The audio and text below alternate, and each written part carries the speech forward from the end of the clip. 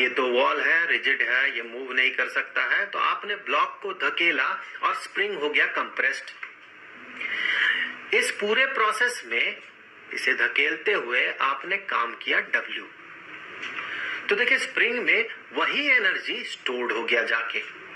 तो अब इसका जो पोटेंशियल एनर्जी है इस स्प्रिंग ब्लॉक सिस्टम का, ये इस W के बराबर है जो कि आपने यहां पर करके दिया।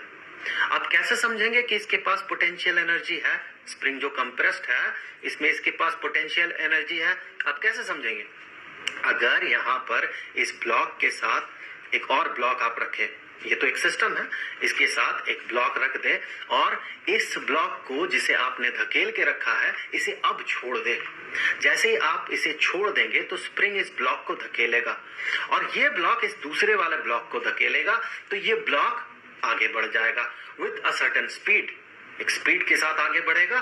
तो हम कहेंगे कि इस ब्लॉक के पास जब ये मूव करके आगे चला जाएगा, इसके पास स्पीड रहेगा, तो हम कहेंगे इसके पास काइनेटिक एनर्जी आ गया, कितना? Half into m into V squared. तो इसके पास काइनेटिक एनर्जी आ गया ड्यू टू इसके स्पीड। ये आया कहां से? ये ब्लॉक तो रेस्ट में था, इसके पास आया कहां से एनर्जी? इसे एनर्जी दिया इस ब्लॉक ने और इस ब्लॉक को एनर्जी दिया इस स्प्रिंग ने। इस स्प्रिंग ने ही उसे धकेला, लेकिन स्प्रिंग के पास यहां तो पोटेंशियल एनर्जी जीरो था, उसके पास कोई एनर्जी नहीं था, कोई ताकत नहीं था, लेकिन हमने उसके बाद उस पे कर दिया काम W जो कि इसके पोटेंशियल एनर्जी में स्टोर्ड हो गया और जैसे ही हम ब्लॉक को छोड़ रहे हैं तो ये एनर्जी को रिलीज कर रहा है। तो हमने यहां पर देखा था कि इस सिचुएशन में जो फोर्स था ये जीरो था। ये बहुत इंपॉर्टेंट एक मुद्दा है।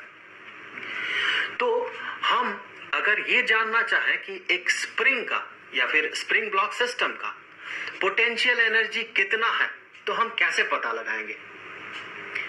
हमें ये देखना होगा कि जिस समय इसके पास कोई एनर्जी नहीं था इस सिस्टम के पास, जिसका कि दूसरा मतलब यह है कि ये स्प्रिंग इस ब्लॉक को नहीं धकेल रहा था, F इज इक्वल टू 0 था, वहां से लेके इस समय तक जहां का पोटेंशियल एनर्जी हम पता कर रहे हैं, इस समय तक हमने कितना काम किया, वही इसका पोटेंशियल एनर्जी होगा। तो यहां भी हम वैसे ही करेंगे। इस केस में भी हमें पता करना है कि यहां पर ये जो रखा गया है इस चार्ज को, इसमें कितना पोटेंशियल एनर्जी स्टोर्ड है। तो हम इस चार्ज को सबसे पहले तो वहां लेकर चले जाएंगे जहां पर कि ये उस पे जीरो फोर्स लगाए, कोई फोर्स ना लगाए।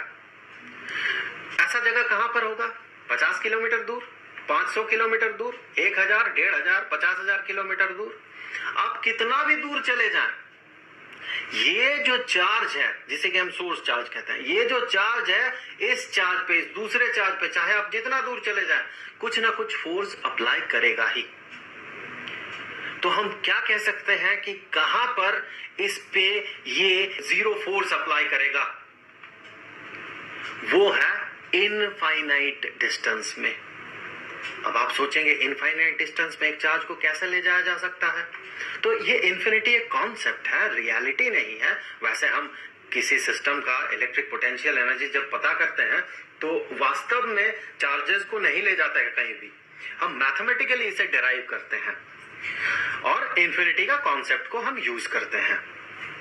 तो हम ये कह सकते हैं कि इनफाइनाइट डिस्टेंस दूर ये उस पे जो फोर्स लगाएगा ये फोर्स जीरो होगा। कहां पर? इनफाइनाइट डिस्टेंस दूर। तो सबसे पहले इस चार्ज को लेके चले जाएं इनफिनिट डिस्टेंस में। सो हमने इसे रख दिया इनफाइनाइट डिस्टेंस दूर यहां पर। अब हमने इस केस में क्या किया था?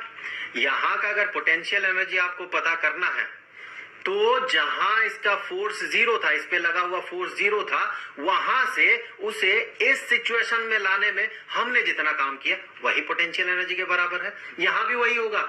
यहां पर इस पे कोई फोर्स नहीं अप्लाई कर रहा है ये चार्ज, तो यहां से जिस पॉइंट का आप पोटेंशियल एनर्जी पता करना चाहते हैं या जिस पॉइंट में इस सिस्टम का पोटेंशियल एनर्जी पता करना चाहते हैं, उस पॉइंट तक ले आने में आपको जितना काम करना होगा यही काम जाके स्टोर्ड हो जाएगा इस सिस्टम के पोटेंशियल एनर्जी में।